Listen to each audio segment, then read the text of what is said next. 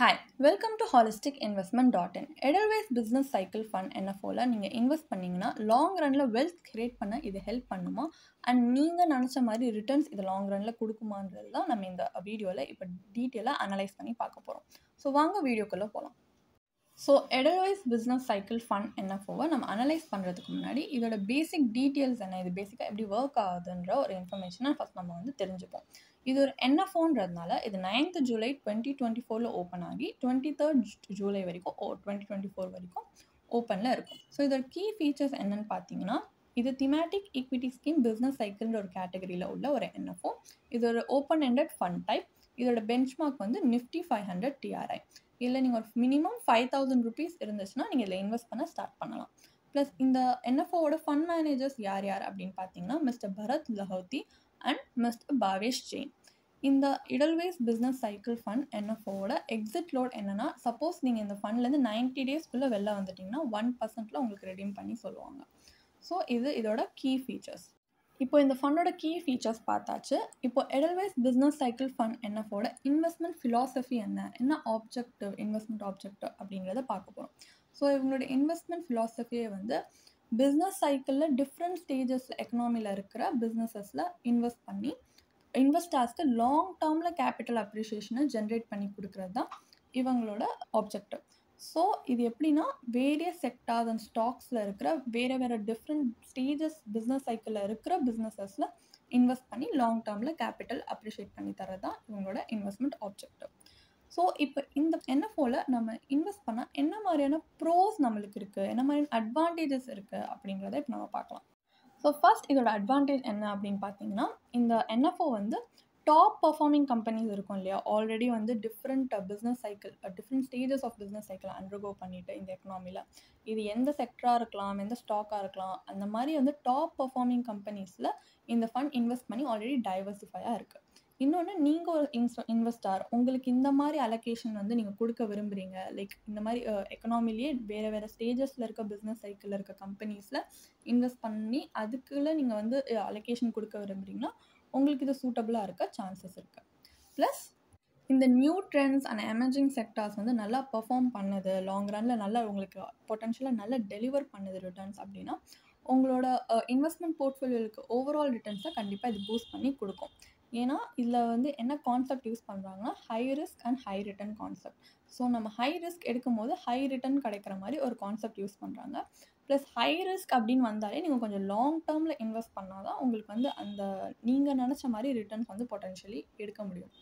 So ஏன்னா market cycle அப்போ தான் கம்ப்ளீட் ஆகி கொஞ்சம் ஸ்டேபிளாக உங்களுக்கு ரிட்டர்ன் கொடுக்கும். இதே நீங்கள் ஷார்ட் டேர்மில் பார்த்தீங்கன்னா உங்களுக்கு நிறைய ரிஸ்கியாக இருக்கும். ஸோ ஒரு லாங் டேர்மில் இன்வெஸ்ட் பண்ணிங்கன்னா பொட்டன்ஷியலி உங்களுக்கு நல்ல ரிட்டர்ன்ஸ் வர்றதுக்கு சான்சஸ் இருக்குது. ப்ளஸ் ஹை ரிஸ்க்குன்னு இருக்கிறதுனால நீங்களும் ஒரு அக்ரெசிவான இன்வெஸ்டார், உங்களால் நிறைய ரிஸ்க் எடுக்க முடியும். ப்ளஸ் இந்த மாதிரி business different stages of business சைக்கிளில் இருக்க கம்பெனிஸில் நீங்கள் புல்லிஷாக இன்வெஸ்ட் பண்ணுறீங்க அப்படின்னா உங்களுக்கு இது சூட்டபுளாக இருக்க சான்சஸ் இருக்குது. ஸோ இப்போது இந்த NFOவில் இன்வெஸ்ட் பண்ணால் என்ன மாதிரியான கான்ஸ் இருக்குதுன்னு தெரிஞ்சுப்போம், அதாவது டிஸ்அட்வான்டேஜஸ். ஸோ நம்ம டிஸ்அட்வான்டேஜஸும் முக்கியமாக தெரிஞ்சு வச்சுக்கணும். அப்போ தான் இந்த எடல்வைஸ் பிஸ்னஸ் சைக்கிள் ஃபண்ட் NFOவில் நம்ம இன்வெஸ்ட் பண்ணால் என்ன மாதிரியான ரிஸ்க் இருக்குது அப்படின்னு பொட்டன்ஷியலி நம்மளுக்கு தெரிய வரும். ஸோ நான் முன்னாடியே சொன்ன மாதிரி இது ஒரு high risk high return concept இருக்கிறதுனால நீங்கள் லாங் டேர்மில் இன்வெஸ்ட் பண்ணால் பொட்டன்ஷியலி உங்களால் நல்ல ரிட்டர்ன்ஸ் எடுக்க சான்சஸ் உண்டு. ஆனால் நீங்கள் ஒரு ஷார்ட் டேர்ம் இன்வெஸ்டார், நீங்கள் இன்வெஸ்ட் பண்ணுறதே short term financial goals achieve பண்ணுறதுக்காகனா இந்த ஃபண்டில் இன்வெஸ்ட் பண்ணிங்கன்னா கண்டிப்பாக உங்களுக்கு ரிஸ்கியாக இருக்கும். ஏன்னா ஷார்ட் டேர்மில் மார்க்கெட் ரொம்ப அன்ப்ரெடிக்டபுளாக இருக்கும். ப்ளஸ் அது ஹைலியும் போகலாம், அதே நேரத்தில் ரொம்ப லோலையும் போகலாம். இல்லை ஒரு பீரியட் இருக்கும் உங்களுக்கு ரிட்டர்னே கூட வராமல் இருக்கலாம், இல்லை நெகட்டிவ் ரிட்டர்ன்ஸ் கூட கொடுக்க சான்சஸ் இருக்குது. ஸோ அந்த டைமில் நீங்கள் இப்படி ஷார்ட் டேர்மில் இந்த மாதிரி NFOவில் இன்வெஸ்ட் பண்ணும்போது உங்களுக்கு தான் இது ரிஸ்கியராக இருக்கும். ஸோ நீங்கள் ஷார்ட் டேர்ம் இன்வெஸ்டராக இருந்தீங்கன்னா இந்த ஃபண்டில் இன்வெஸ்ட் பண்ணுறதை தவிர்க்கலாம். ப்ளஸ் இன்னொன்று என்னென்னா, இந்த ஃபண்டை நீங்கள் உங்களோட கோர் போர்ட்ஃபோலியோலேருந்து இன்வெஸ்ட் பண்ணணும் அப்படின்னு நினைக்கிறீங்கன்னா அப்படியும் இருந்தாலுமே நீங்கள் தவிர்க்கலாம். ஏன்னா இது ஒரு NFO, நம்மளுக்கு இன்னும் ப்ராப்பராக இதை பற்றின ட்ராக் ரெக்கார்ட் இல்லை. இன்னும் இது இப்போ தான் மார்க்கெட்டில் வந்திருக்கிறதுனால இது லாங் டேர்மில் எப்படி பர்ஃபார்ம் பண்ணுன்ற ஒரு ட்ராக் ரெக்கார்ட் நம்மளுக்கு கிடையாது. ஸோ அப்படி ட்ராக் ரெக்கார்ட் இருந்தால் மட்டும்தான் நம்மளால் இது எப்படி ஹையில் பர்ஃபார்ம் பண்ணுது, லோவில் பர்ஃபார்ம் பண்ணுதுன்ற ஒரு இன்ஃபர்மேஷன் வச்சு நம்ம ஒரு கால்குலேட்டட் ரிஸ்க் எடுக்க முடியும். ஸோ அந்த மாதிரி இன்ஃபர்மேஷன் இதில் இல்லாததுனால நம்ம எடுக்கிற ரிஸ்க் கண்டிப்பாக ஒரு பிளைண்ட் ரிஸ்க்காக தான் இருக்கும். அதுவும் இல்லாமல் நம்ம கோர் இன்வெஸ்ட்மெண்ட் போர்ட்ஃபோலியோ இன்வெஸ்ட் பண்ணுறதே நம்மளோட மெயின் ஃபினான்ஷியல் கோல்ஸை அச்சீவ் பண்ணுறதுக்கு தான். ஸோ அப்போ இந்த மாதிரியான ரிஸ்கியான ஒரு ஃபண்டில் நீங்கள் இன்வெஸ்ட் பண்ணி ப்ராப்பராக நீங்கள் கால்குலேட்டட் ரிஸ்க் எடுக்காமல் ஒரு பிளைண்ட் ரிஸ்க் எடுத்த ஒரு ஃபண்டை இன்வெஸ்ட் பண்ணி அதில் வந்து நீங்கள் கோர் இன்வெஸ்ட்மெண்ட் போர்ட்ஃபோலியோ ஆட் பண்ணுறீங்கன்னா, அப்போ உங்களுக்கு இதில் ஏதாவது வந்து ரிட்டர்ன்ஸ் கம்மியாச்சா இல்லை நெகட்டிவ் ரிட்டர்ன்ஸ் வந்தாலுமே உங்களோட ஓவரால் இன்வெஸ்ட்மெண்ட் போர்ட்ஃபோலியோவில் இருக்க ரிட்டர்ன்ஸுமே அது பாதிக்கும். ஏன்னா எல்லா நியூ ட்ரெண்டுமே இல்லை எமர்ஜிங் செக்டார்ஸுமே ஸ்டாக் மார்க்கெட் ரிட்டர்ன்ஸ் எல்லாம் ட்ரான்ஸ்லேட் ஆகும் நம்ம சொல்ல முடியாது. ஏன்னா அந்த கேரண்டி மார்க்கெட் கொடுக்காது. ஸோ நீங்கள் இது வந்து உங்களோட கோர் போர்ட்ஃபோலியோவில் ஆட் பண்ணும்போது உங்களோட போர்ட்ஃபோலியோ நெகட்டிவ் ட்ரிகர்ஸ்க்கு நீங்கள் ஓவர் எக்ஸ்போஸ் பண்ண சான்சஸ் இருக்குது. ப்ளஸ் மற்ற என்னதான் இது வந்து டாப் பர்ஃபார்மிங் கம்பெனிஸில் டைவர்சிஃபைடாக இருந்தாலுமே மற்ற கம்பெனிஸில் இருக்கிற மாதிரி மற்ற ஃபண்ட்ஸில் இருக்க மாதிரி டைவர்சிஃபைடாக இல்லை ஒரு ஃப்ளெக்சிபிளாகவோ டைனாமிக் அலோகேஷனும் கிடையாது. ஜஸ்ட் பிஸ்னஸ் சைக்கிள் அண்டர்கோ பண்ணுற டிஃப்ரெண்ட் ஸ்டேஜஸ் அண்டர்கோ பண்ணுற டாப் பர்ஃபார்மிங் கம்பெனிஸில் மட்டும்தான் இவங்க இது பண்ணுறாங்க. இப்போ மார்க்கெட்டில் எந்த செக்டார் எந்த ஸ்டாக்ஸ் நல்லா பர்ஃபார்ம் பண்ணுவாங்களோ அந்த மாதிரி அவங்க இது பண்ணலை இல்லையா? ஸோ மற்ற டைவர்சிஃபைட் ஃபண்ட்ஸ்க்கு கம்பேர் பண்ணால் இது அந்தளவுக்கு ஃப்ளெக்சிபிளாகவோ இல்லை டைனாமிக்கும் கிடையாது. ஸோ உங்கள் போர்ட்ஃபோலியோக்கு இன்னும் வாலட்டாலிட்டி தான் இது வந்து ஆட் பண்ணி கொடுக்கும். ஏன்னா இதில் ஹை கான்சன்ட்ரேஷன் ரிஸ்க் இருக்குது.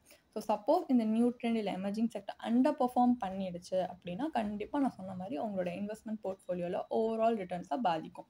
இந்த ஃபண்டில் அதுவும் இதோட எஸ்பெஷலி ஒரு திமேட்டிக் ஃபண்ட் அப்படின்றதுனால டைமிங் ரொம்ப முக்கியம். எப்போ நீங்கள் இன்வெஸ்ட் பண்ணால் உங்களால் ரிட்டர்ன்ஸ் அதிகமாக எடுக்க முடியும், எப்போ இது வந்து நீங்கள் எக்ஸிட் ஆகுனீங்கன்னா ரிஸ்க்லேருந்து தப்பிக்க முடியுன்ற அளவுக்கு உங்களுக்கு டைமிங் தெரிஞ்சிருக்கணும். அந்த சர்க்கிள் ஆஃப் காம்படன்ஸ் உங்கள் சைடில் இருக்கணும். அப்போ தான் வந்துட்டு உங்களுக்கு இதுலேருந்து பொட்டன்ஷியலாக கொஞ்சமாவது ரிட்டர்ன்ஸ் வந்து நம்ம நினச்ச மாதிரி எடுக்க முடியும். ஸோ அப்படி நம்மளுக்கு அந்தளவுக்கு வந்து மார்க்கெட்டை ப்ரிடிக்ட் பண்ணுற அளவுக்கு ரொம்ப கஷ்டம் ஆல்ரெடி மார்க்கெட் ப்ரிடிக்ட் பண்ணுறது.